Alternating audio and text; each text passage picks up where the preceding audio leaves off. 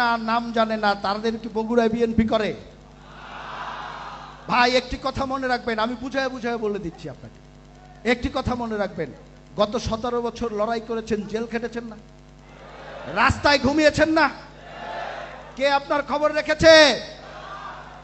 আপনার খবর রেখেছে আপনার বাবা মা এর বাইরে আপনার রাজনৈতিক সহকর্মী ছাড়া আর কেউ খবর রেখেছে? আর একজন খবর রেখেছে, তারেক রহমান। এছাড়া কেউ খবর রাখেনি। 5 তারিখের পরে নতুন নতুন আপনাদের যারা বন্ধু হতে এসেছে, ওরা বন্ধু নয়, ওরা আপনাদের শত্রু। আপনি যখন জেলে ছিলেন, নিজের বিবেককে প্রশ্ন করে দেখবেন।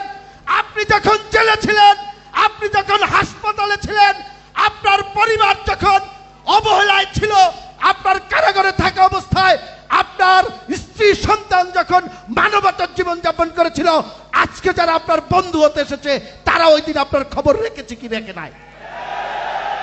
ওদেরকে যদি আশ্রয় দেন, ওদেরকে যদি আপনি সাথে নিয়ে ঘোরেন, ওরা আপনাকে ডুবিয়ে দিবে, ধ্বংস করে দিবে। সাবধান।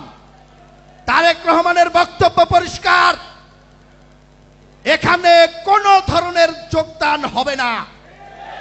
ভাই 17 বছর যখন লড়াই করতে পেরেছেন, এত ত্যাগ স্বীকার করে রাস্তায় দাঁড়িয়ে বুকে হাত দিয়ে লড়াই করতে পেরেছেন, পুলিশের চোখে, আওয়ামী লীগের চোখে চোখ রেখে লড়াই করতে পেরেছেন, এখন নতুন করে বিএনপিতে নতুন কর্মীর কোনো প্রয়োজন নাই, এরাই যথেষ্ট।